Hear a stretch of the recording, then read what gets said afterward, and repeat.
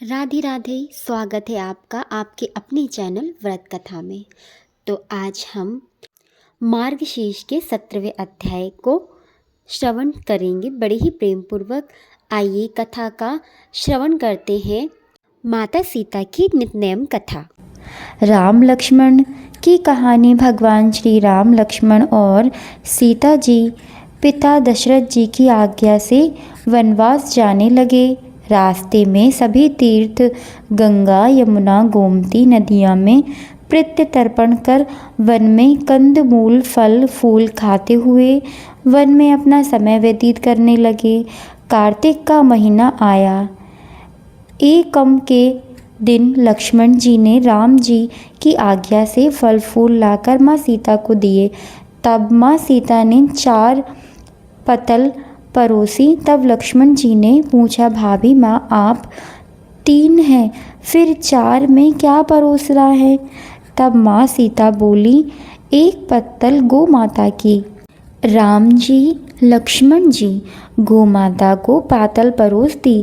तब राम जी बोले, राम जी ने पूछा, सीता जी आपने खाना शुरू क्यों नहीं किया? तब सीता माँ बोली, मेरे तो राम कथा सुनने का नियम है। राम कथा सुनने के बाद ही मैं फल ग्रहण करूँगी।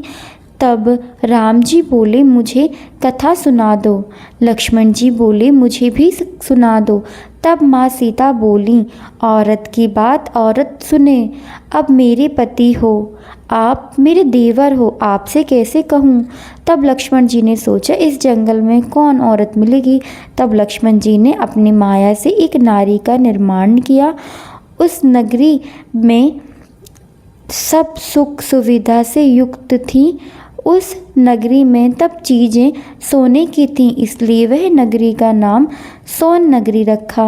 सभी नगरवासियों को घमंड हो गया। उस नगरी में कोई गरीब नहीं था। जब सीता जी कुएं पर पानी लेने गईं और पनिहारिनी से राम राम किया तो कोई जवाब नहीं दिया। थोड़ी देर बाद एक छोटी कन्या आई। सीता जी उससे राम राम बोली और कह दिया, भाई राम कथा सुनेगी क्या? तब वह बोली, मेरे तो घर में काम है। सीता जी ने कहा, मेरे पति राम और देवर लक्ष्मण जी भूखे हैं। तब लड़की बोली, मेरी माँ मेरा इंतज़ार कर रही है। वह लड़की वहाँ से जाने लगी। तब माँ सीता के क्रोध से सारी नगरी साधारण हो गई। जब लड़की घर गई तो माँ बोली, बायरी ये क्या हुआ? तब लड़की बोली, मेरी को तो पता नहीं। वहाँ पर एक साध्वी बैठी थी, मुझे राम कथा सुनने के लिए बोली, पर मैं एक कथा न सुनी। यदि उसने कुछ किया हो तो पता नहीं। तब उसकी माँ ने उसके वापस जाकर कथा सुनने को कहा। लड़की ने वापस जाकर कथा सुनाने को कहा। लड़की ने वापस जाकर कथा सुनने से मना कर दिया। तब उसकी बहू बोली, आपकी आज्ञा हो तो ये कहानी सुनकर आती हूँ। जब बहू कुएं पे गई तो पानी भरे और खाली करे। तब सीता जी ने कहा, आपके घर पर कुछ काम नहीं क्या? तब वह बोली, माता जी मैं तो सारा काम करके आई हूँ। तब माँ सीता जी बोली, तू मुझ माँ कहकर बुलाई। यदि तुझे समय हो तो मेरी राम कहानी सुन लेगी। तब वह बोली, माता जी कहानी सुनाओ, मैं बड़े ही प्रेम से कहानी सुनूंगी। चंदन चौकी मोतियन हार, राम कथा मारे हृदय आधार। राम कथा सुन राम ने मनाऊं, राम कहे तो परदेश में जाऊं। सीता जी ने कहा, हे बाई तूने मेरी मृत्यु लोक पे मदद करी, भगवान तेरी स्वर्ग लोक में रक्षा करेंगे। सीता जी ने राम कथा सुनाई। बाई ने कथा सुनी। आवो राम बैठो राम, जल भर छारी लाई, राम के लारी दनुवन लाई, राम ठंडा जल भर लाई, राम सपड़ो पधारो राम।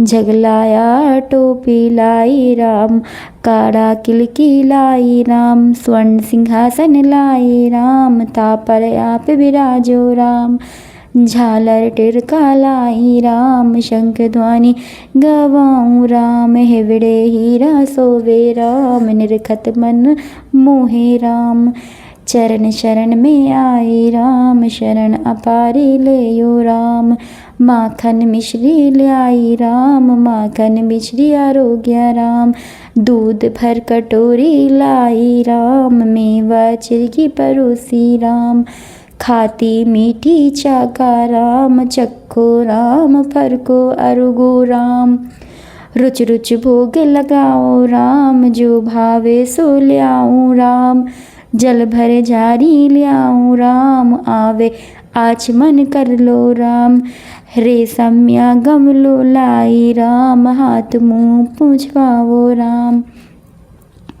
पुष्पों से सेज बिछाऊँ राम, अंतरिया छिड़काऊँ राम, हिगलू डोया दिलाऊँ राम, सीता चरण दबाऊँ राम, सुख भर सेज पाढ़ो राम, हजार पंख डोलाऊँ राम, थामे राम मह में राम, रोम रोम में राम ही राम, घट घट माया विराजो राम, मुख में तुलसी बालो राम, खाली मिजाज कई काम, जब बोलो राम ही राम, बोलो पंछी राम राम, पूर्णम होवे मंगल काम।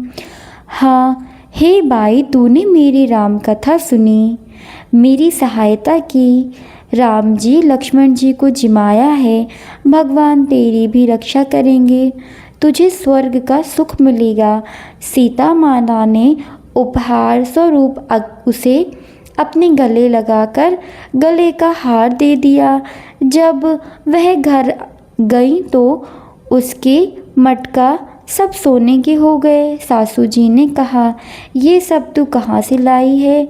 माँ सीता से राम कथा सुनी, इसका यह फल मुझे मिला है। सासू जी ने कहा, प्रतिदिन राम कथा सुनने जाना।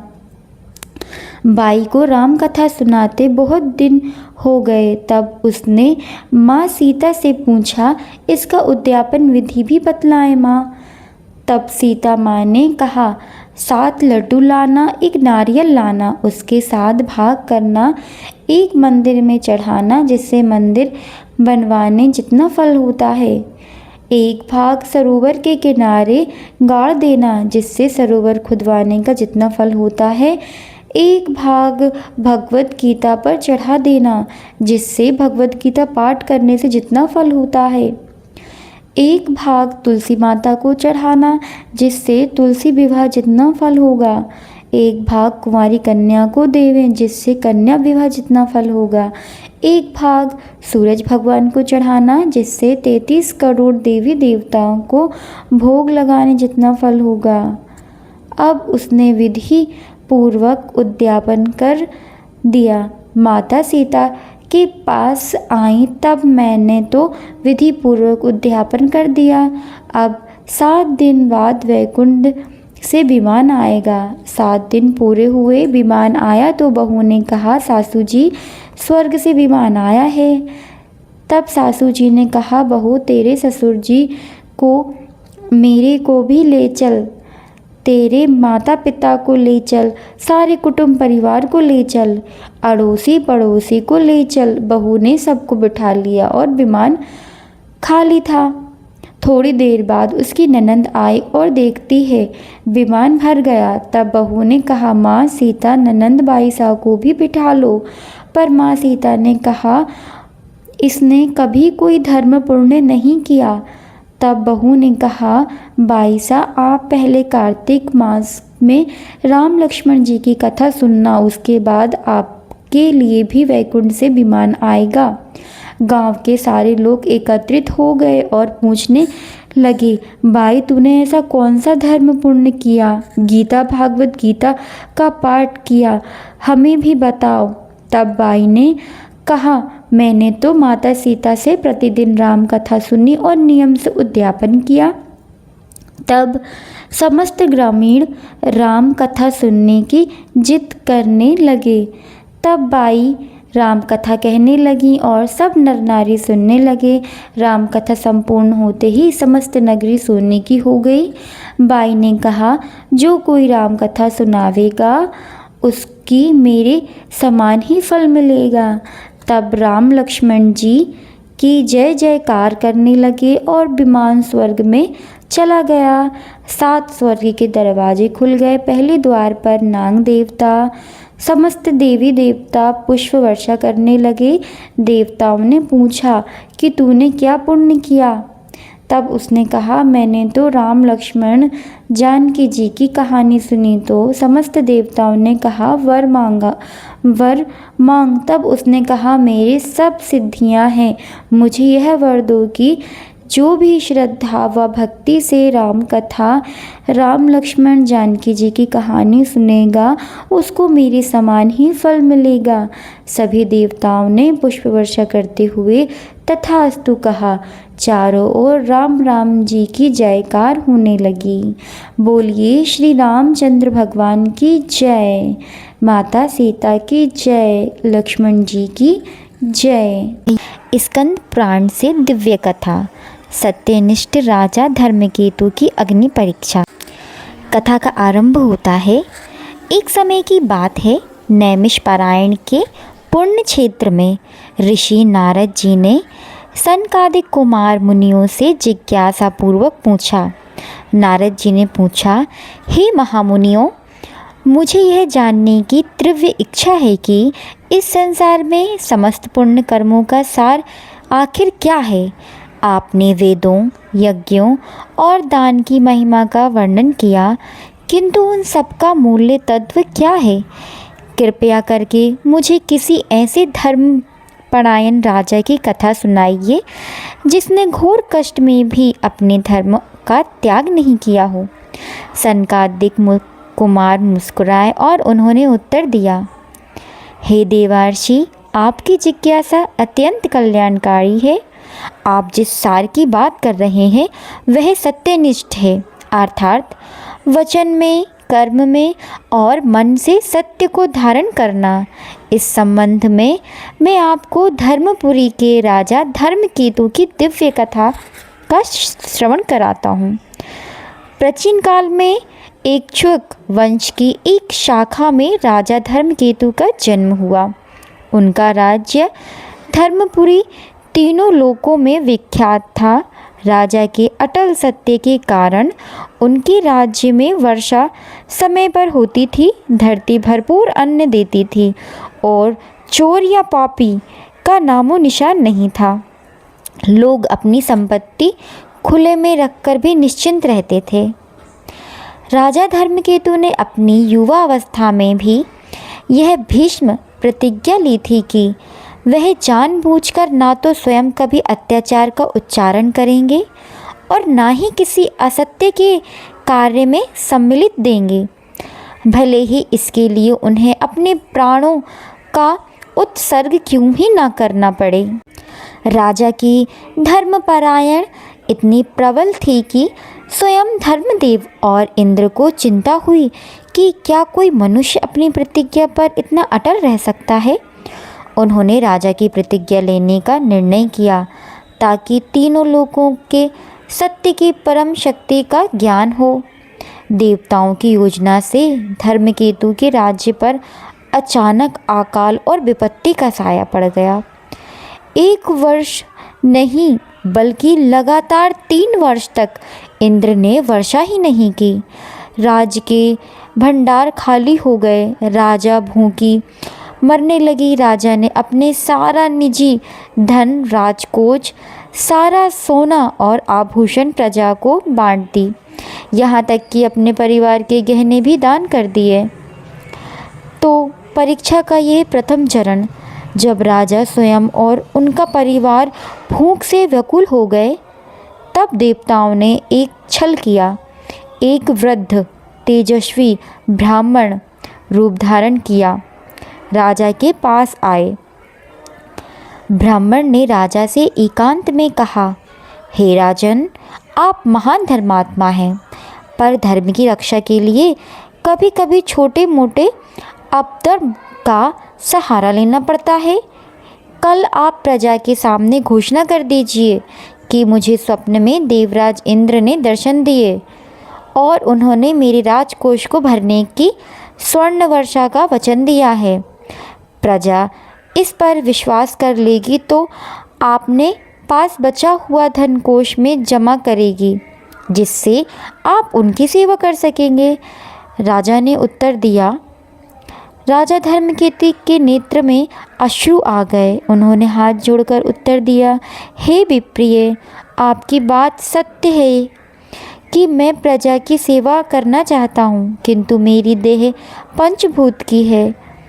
यह एक दिन नष्ट होना ही है। यदि मैं एक झूठ बोलकर इस नर्शवान देह को बचा भी लूँ तो मेरी आत्मा पर असत्य का जो कलंक लगेगा वह 7 जन्म तक नहीं मिटेगा। जिस धर्म की रक्षा असत्य से की जाए वह धर्म नहीं, छल है। मैं श्रद्धा से मरना स्वीकार करूँगा, किंतु असत्य का आश्रय नहीं लूँगा। ब्राह्मण राजा के उत्तर से विस्मित होकर चुपचाप अंतर ध्यान हो गया। परिस्थिति की कठोरता राजा की यह धर्मनिष्ठ और भयानक विपरीत लेकर आई। राजा ने पड़ोस के लोभी राजा ने आक्रमण कर दिया। राजा धर्मकेतु निहत्थे थे, उन्हें बंदी बनाया गया, अपमानित किया गया और उनके शरीर से राजस्वी वस्त्र को छीनकर उन्हें जंगल में छोड़ दिया गया। राजा, उनकी महारानी और 2 छोटे छोटे बच्चों भूख से व्याकुल होकर भटक रहे थे। राजा ने अपनी महारानी से कहा, देवी, यह सब मेरे ही कर्मों का फल है। मैंने सत्य को बचाने के लिए राज्य गंवाया। महारानी ने उत्तर दिया, प्राणनाथ, जो धर्म की रक्षा करता है, धर्म उसकी रक्षा अवश्य करता है। आप चिंता ना करें। अब दूसरी परीक्षा। कांच का टुकड़ा। भटकते हुए राजा को एक प्राचीन वृक्ष के नीचे एक चमकीला टुकड़ा मिला। वह टुकड़ा सूर्य की रोशनी से हीरे के समान चमक रहा था। महारानी ने आशा से कहा, स्वामी, इसे बेचकर हम कई दिन तक बच्चों के पेट भर सकते हैं। ईश्वर ने ही यह भेजा है। राजा उस टुकड़े को लेकर पास के नगर में एक जौहरी के पास गया। जौहरी ने तुरंत पहचान लिया कि वह टुकड़ा एक उच्च कोटि का कांच है, जो राजा के ही पूर्वजों के राजमहल से सजावट के लिए उपयोग होता था। जौहरी ने कहा, हे राजन, यह मात्र एक कांच है, मैं इसके कुछ पैसे दे सकता हूँ। राजा के मन में विचार आया, यह कांच है पर यह चमकता हीरे जैसा है। यदि मैं जौहरी को धोखा देकर हीरा बताता हूँ तो मेरे परिवार की भूख मिट जाएगी। तभी उन्हें अपनी प्रतिज्ञा याद आई। उन्होंने जौहरी से कहा, भाई, यह मेरी मूर्खता थी, यह केवल कांच है। राजा ने वह चमकीला टुकड़ा वहीं फेंक दिया, क्योंकि वह जानते थे कि जानबूझकर कांच को हीरा बताना भी असत्य है और बेईमानी भी है। राजा भूख प्यास से ही वापस अपनी पत्नी के पास लौट आए। राजा और उसका परिवार अब मृत्यु के कगार पर था। राजा ने अपने बच्चों को गोद में लिया और अंतिम क्षणों में भगवान विष्णु का स्मरण करने लगे। राजा ने अपने मन से कहा, हे भगवान, मैंने जीवन में जानबूझकर कोई असत्य नहीं बोला। यदि मेरी सत्यनिष्ठा में कोई कमी ना रही हो तो मुझे मोक्ष प्रदान करें। राजा की अटूट सत्यनिष्ठा, जो घोर कष्ट और मृत्यु के सामने भी नहीं टूटे, देखकर धर्मदेव और भगवान विष्णु गरुड़ आसन पर स्वयं प्रकट हुए। श्री हरि कहते हैं, हे धर्मकेतु, तुम मेरे परम भक्त हो। तुमने उस सत्य की रक्षा की है जो समस्त धर्म का आधार है। जो विपत्ति में भी सत्य का त्याग नहीं करता, वह मेरी दृष्टि में लाखों यज्ञ करने वाले से भी श्रेष्ठ है। तुम्हारा राज्य का पतन और कष्ट तुम्हारे पूर्व जन्मों के कुछ संचित पापों का क्षय के लिए था। तुमने इन कष्टों को सत्यनिष्ठा से सहकर अपने सभी पापों का नाश कर दिया है। भगवान के आशीर्वाद से राजा का राज्यकोष क्षण भर में अक्षय यानी निधि से भर गया। उनका सारा प्राप्त हुआ। जिस पड़ोसी राजा ने आक्रमण किया था वह तुरंत पश्चाताप करने लगा और आकर राजा के चरणों में गिर गया। सनकादिक ने नारद जी से कहा, हे देवर्षि, इस प्रकार राजा धर्मकेतु ने सिद्ध कर दिया कि सत्य और ईमानदारी ही वह परम पुण्य कर्म है जो मनुष्य को न केवल इस लोक में बल्कि परलोक में भी सम्मान और मोक्ष दिलाता है। ब्रह्म कर्म कांड बदल सकते हैं किंतु सत्यनिष्ठ का धर्म कभी नहीं बदल सकता। प्रिय मित्रों, यह थी स्कंद पुराण में से एक सत्य कथा। अगर आपको ये कथा पसंद आई हो और इससे संबंधित आगे सुनना चाहते हैं तो मेरी वीडियो को लाइक, शेयर और सब्सक्राइब करना बिल्कुल ना भूलें। अब हम एक ऐसी कथा का श्रवण करेंगे जो पद्म पुराण से ली गई है, जो कि शिव शर्मा की कथा और कथावाचक हैं पुलस्त्य मुनि। कथा का प्रकट्य।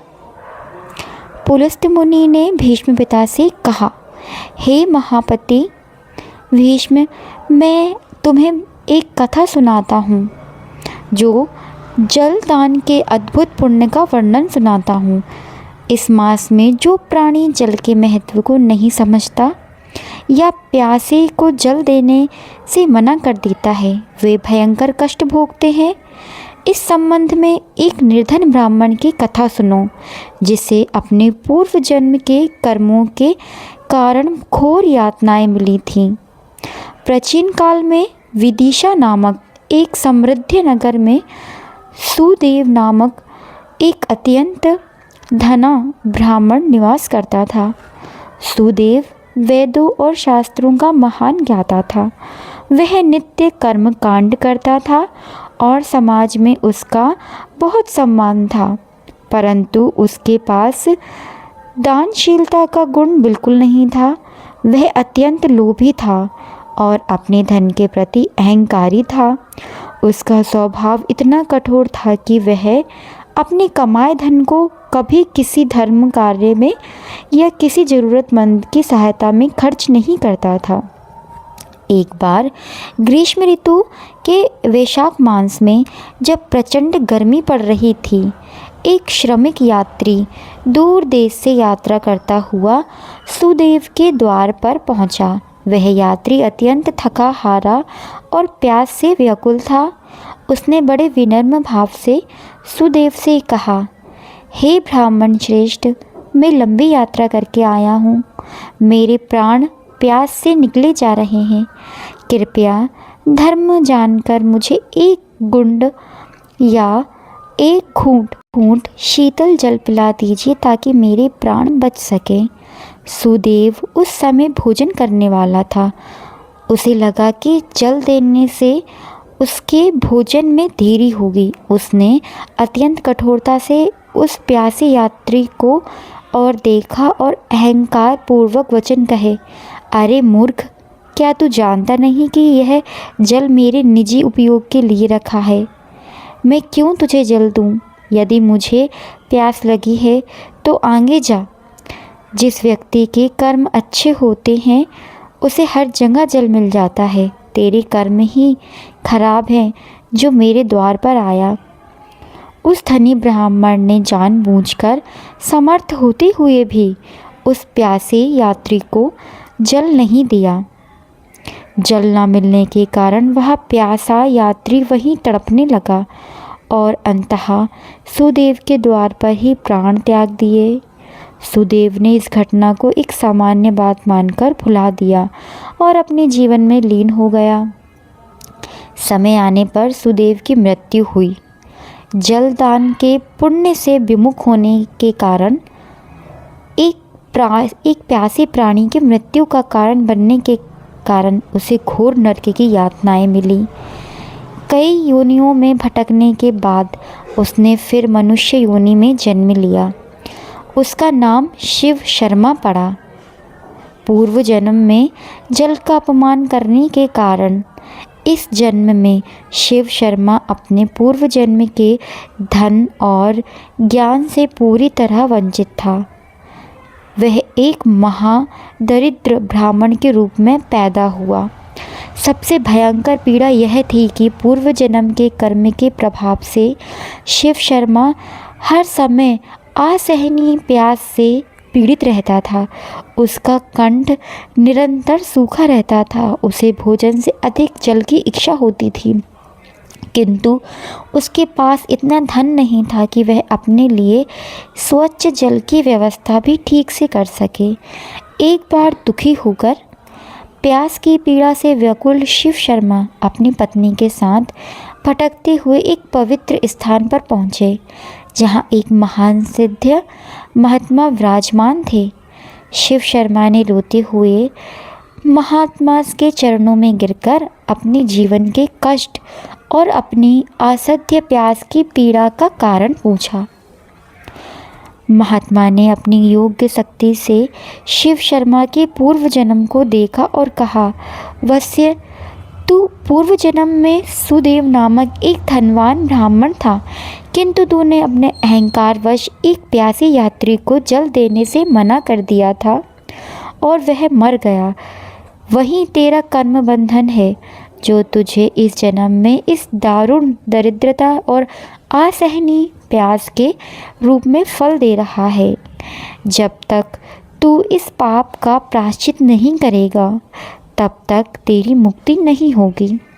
महात्मा ने शिव शर्मा को कर्म बंधन से मुक्ति का उपाय बताते हुए कहा, यदि तू इस पाप से मुक्ति चाहता है तो आज से ही अपने सामर्थ्य के अनुसार जल दान कर, महाव्रत धारण कर, पवित्र मास में भगवान विष्णु के नियमित प्यासे जीवों को जल पिलाना शुरू कर। जल के दान पुण्य से तेरा कर्म बंधन कटेगा। शिव शर्मा ने उसी क्षण महात्मा के चरणों में जलदान का व्रत लिया। उसने और उसकी पत्नी ने अपनी निर्धनता के बावजूद जैसे तैसे एक छोटा सा प्याऊ यानी एक जल सेवा केंद्र स्थापित किया। वह प्रतिदिन पूरी श्रद्धा और प्रेम से वहाँ से गुजरता और गुजरने वाले प्रत्येक प्यासे व्यक्तियों को शीलता और स्वच्छ जल पिलाता। जैसे जैसे शिव शर्मा जल दान का पुण्य अर्जित करता गया, उसकी प्यास की पीड़ा धीरे धीरे शांत होती गई। कुछ ही समय में उसकी दरिद्रता भी दूर हो गई और वह धार्मिक कार्यों में लीन हो गया। पुलस्त्य मुनि ने भीष्म पिता से कहा, हे भीष्म, इस प्रकार शिव शर्मा ने जलदान और भगवान की भक्ति के बल पर अपने पूर्व जन्म के भयंकर कर्म बंधन को काटा। अंत में अपनी देह त्यागने के बाद उसने भगवान विष्णु की परम धाम वैकुंठ की प्राप्ति की। इस कथा के माध्यम से पद्म पुराण यह सिद्ध करता है कि जलदान सबसे बड़ा धर्म है और कर्मों का फल अटल है, लेकिन ईश्वर भक्ति से और सही प्रायश्चित द्वारा कर्म बंधन को भी काटा जाता है। तो मित्रों, शिव शर्मा की यह कथा हमें पद्म पुराण से एक बहुत ही गहरी सत्य सिखाती है। आज की दुनिया में हम सब धन संपत्ति और सफलता के पीछे भागते हैं, लेकिन यह कथा हमें याद दिलाती है कि हमारे कर्मों का लेखा जोखा ही हमारा वास्तविक धन है। अतः हमारा आज का मुख्य उपदेश यही है, कर्म बंधन अटल हैं। हमारे छोटे से छोटे कर्म, चाहे वह किसी को एक घूंट पानी पिलाने का हो या अहंकार में किसी की मदद करने से मना करना हो, वह व्यर्थ नहीं जाता, उसका फल हमें मिलता ही है। प्रायश्चित और भक्ति जब जीवन में दुख आए तो दोष ना दें बल्कि सही प्रायश्चित करें।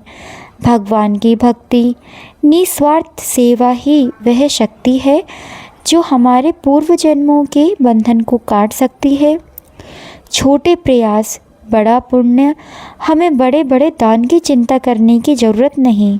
हमें बस उस गरीब ब्राह्मण की तरह श्रद्धा और प्रेम के साथ अपने सामर्थ्य में जो भी अच्छा कर्म संभव हो, जैसे प्यासे को पानी, भूखे को भोजन, वह करना चाहिए।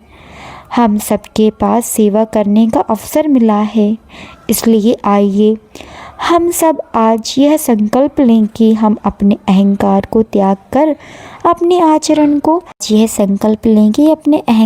त्याग कर और निस्वार्थ से सबकी सेवा करेंगे। यही हमारे जीवन को सफलता और मोक्ष की ओर ले जाएगा। धन्यवाद। अगर आपको ये कथा अच्छी लगी हो तो मेरी वीडियो को लाइक, शेयर और सब्सक्राइब तो करना बिल्कुल ना भूलें।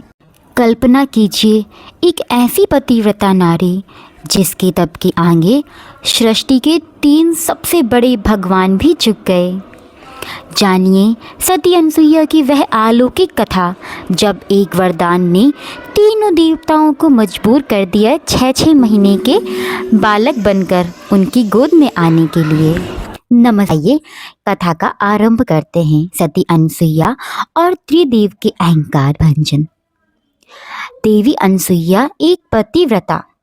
महर्षि आत्रि की पत्नी अनसुईया अपनी असाधारण पतिव्रत धर्म और तपस्या के लिए तीनों लोक में प्रसिद्ध थी। उनका तेज और तप इतना अधिक था कि स्वयं देवता भी उन्हें पूजते थे।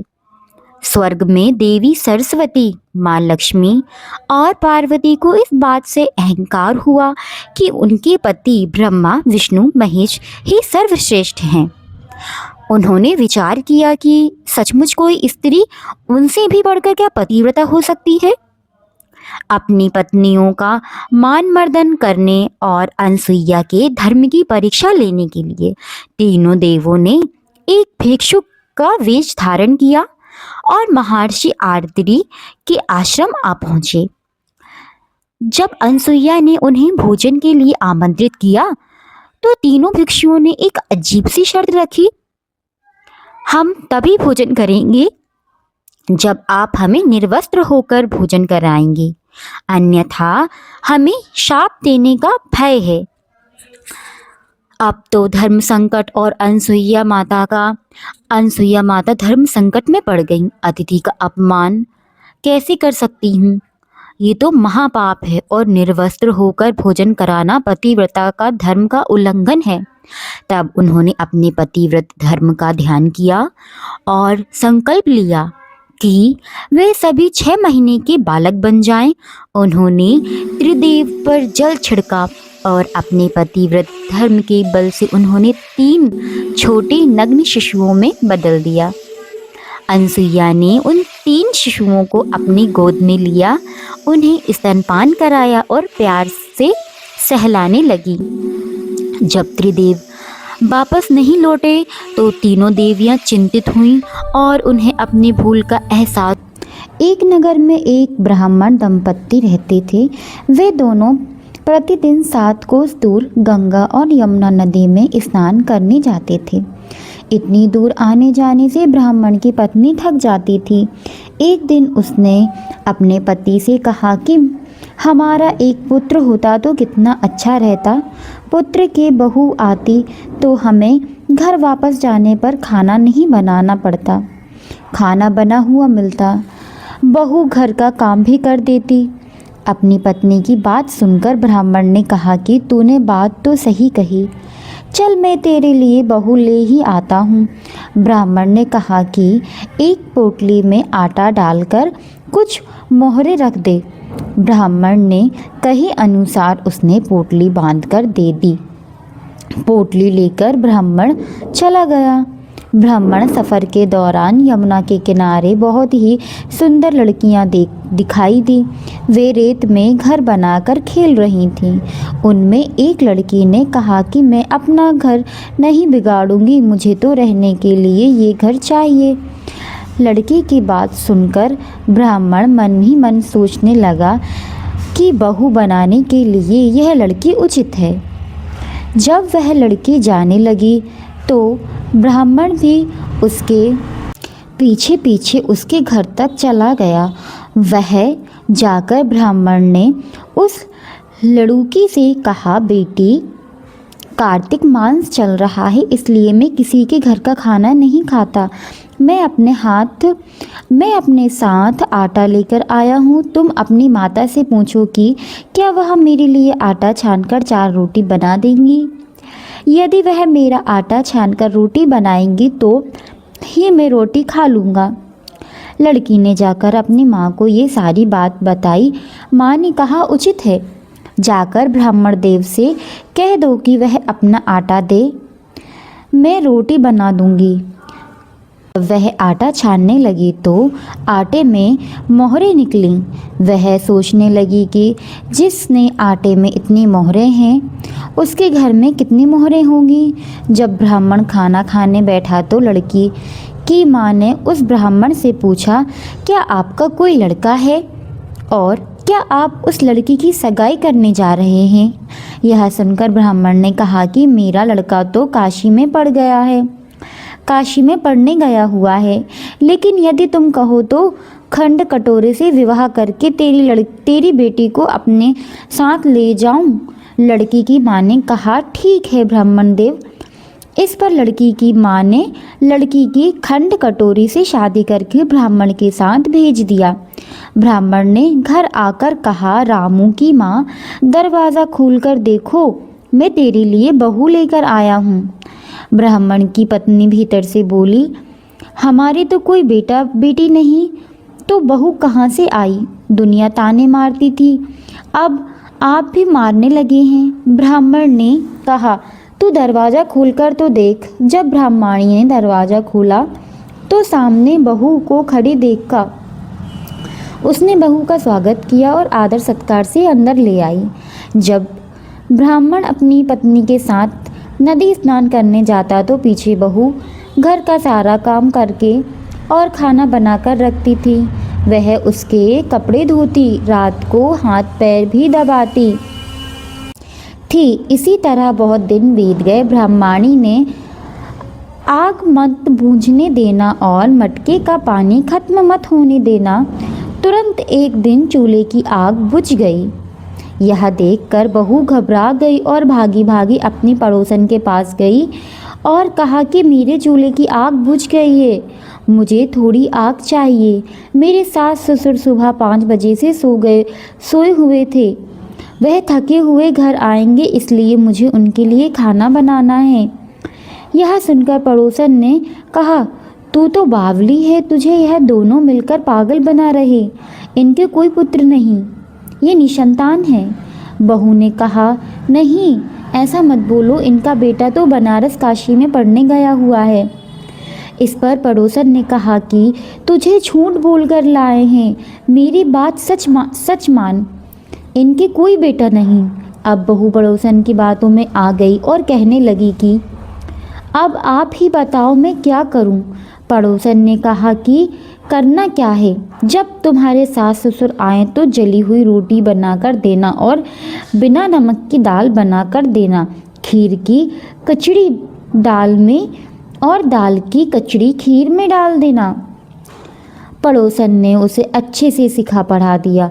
फिर जब उसके साथ ससुर घर आए तो उसने ना तो उनका आदर सत्कार किया, ना ही उनके कपड़े धोए। जब उसने सास ससुर को खाना दिया तो सास बोली, आज यह रोटियां जली हुई क्यों हैं और दाल भी अलूनी है। तब बहू ने पटक कर कहा कि एक दिन ऐसा खाना खा लोगे तो क्या बिगड़ जाएगा तुम्हारा।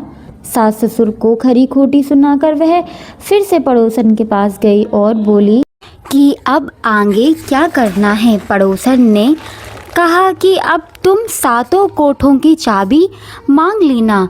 अगले दिन जब भी स्नान करने के लिए जाने लगो तो बहू अड़ गई कि मुझे तो 7 कोटों की चाबी चाहिए। तब ससुर ने कहा कि इसे चाबी दे दो। तब सास ने बहू को चाबी दे दी। सास ससुर के जाने के बाद जब बहू ने दरवाजे खोले तो देखा कि किसी के अन्न भरा है, किसी में धन भरा है और किसी कोटे में बर्तन पड़े हैं।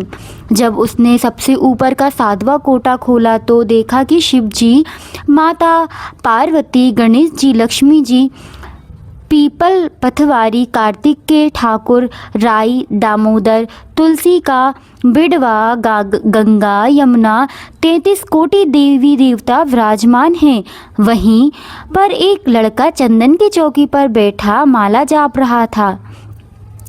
यह सब देखकर उसने लड़की से पूछा कि तुम कौन हो? तब लड़का बोला कि मैं तेरा पति हूँ, अभी दरवाज़ा बंद कर दे, जब मेरे माता पिता आएंगे तब दरवाज़ा खोलना। यह सब देखकर बहू बहुत खुश हुई और 16 श्रृंगार सुंदर वस्त्र पहनकर अपने सास ससुर का इंतज़ार करने लगी। उसने अपने सास ससुर के लिए अच्छे अच्छे पकवान बनाए। जब उसके सास ससुर घर पर आए तो उसने उनका आदर सत्कार किया और प्रेम पूर्वक खाना खिलाया और हाथ पैर दबाने लगी। पैर दबाते दबाते बहू ने कहा कि माँ, आप इतनी दूर गंगा यमुना स्नान करने के लिए जाती हैं तो आप थक जाती हैं, इसलिए आप घर पर ही स्नान करना। यह सुनकर सास कहने लगी, बेटी, गंगा यमुना घर पर तो नहीं बहती। तब उसने कहा, माँ, बहती हैं, चलो मैं आपको दिखाती हूँ। जब बहू ने 7वां कोठा खोलकर दिखाया, उसमें शिव जी, पार्वती जी, गणेश जी, लक्ष्मी जी, पीपल, पथवारी, कार्तिक के ठाकुर, राई, दामोदर, तुलसी जी का बिड़वा, गंगा यमुना बह रही थीं और 33 कोटि देवता विराजमान थे। वही चौकी पर बैठ एक लड़का माला जप रहा था। माँ ने उसे देखकर कहा कि बेटा, तू कौन है? लड़का बोला, माँ, मैं तेरा बेटा हूँ। तब ब्रह्माणी ने पूछा कि तू कहाँ से आया?